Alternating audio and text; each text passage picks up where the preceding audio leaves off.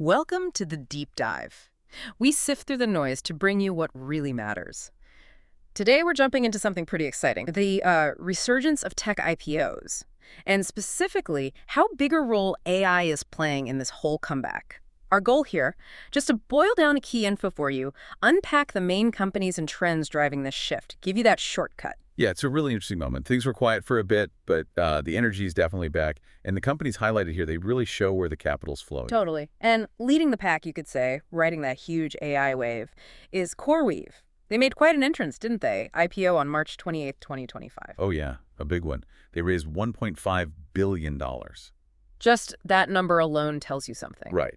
And it wasn't just any IPO. The material points to it being the largest U.S. tech one since 2021. And crucially, the most significant for an AI infrastructure company in a while. So the foundation level stuff, what exactly do they do? The GPU-intensive cloud infrastructure? Exactly. Think of it like providing the super heavy-duty computing power, the muscle needed for really complex AI, machine learning, even high-end visual effects, stuff your standard cloud can't easily handle. Makes sense. And they're NVIDIA-backed. Yep, which fits perfectly. Yeah. And Microsoft is their biggest customer, apparently. Like 62% of their 2024 revenue, which was $1.92 billion. So a huge chunk. Wow. Okay, but the IPO details are interesting, too. Offered 49 million shares, and they were aiming for, what, $47 to $55? That was the range, yeah. But it actually debuted lower, $39, closed at $40 on day one. What does that tell us? Some hesitation. Well, it's nuanced. The raise was successful. The demand for their service is clearly massive. But that debut price, coming in below the initial target, it suggests maybe a bit of market caution on the day itself.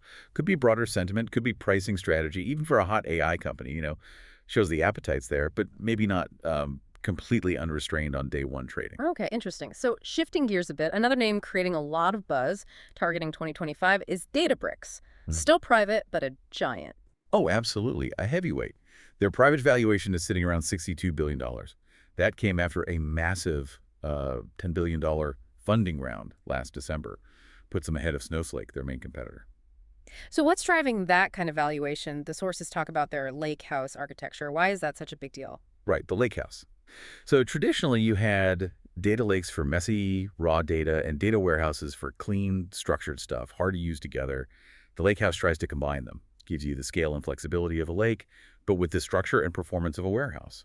Basically, it makes it easier for companies to actually use all their different kinds of data together for AI and analytics, all in one place. That approach is really clicking.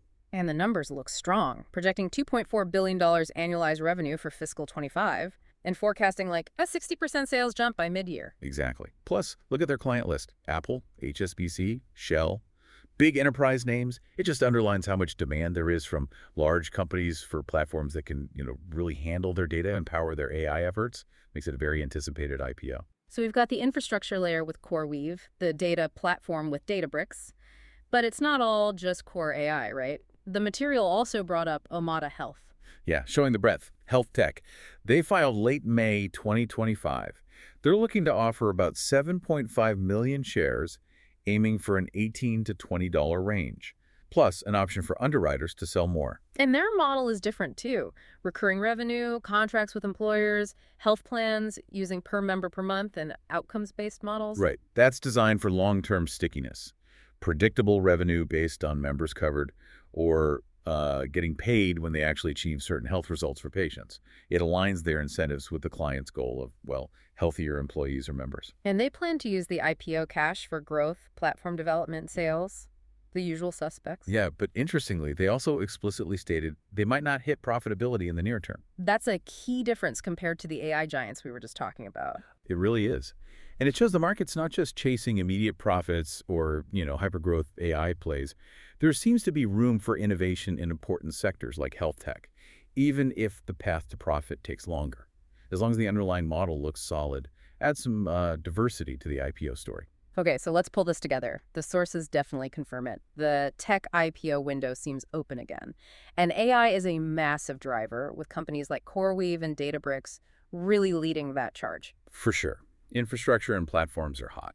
But then you have Omada Health showing there's breadth too, with interest in health tech innovation, even with a different financial picture. Yeah, the renewed investor interest is pretty clear across these examples. Mm. It signals, I think, a return of confidence in tech's growth potential generally. And for you listening, cracking these specific companies, CoreWeave, Databricks, Omada, gives you a really concrete sense of where significant money is flowing right now and what kinds of stories are catching investor attention. So maybe a final thought to leave you with.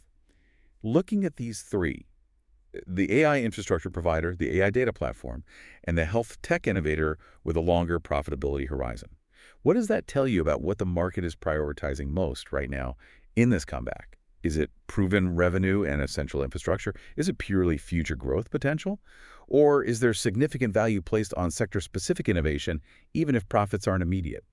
Something to chew on. Definitely something to think about. That wraps up this deep dive. Thanks for joining us.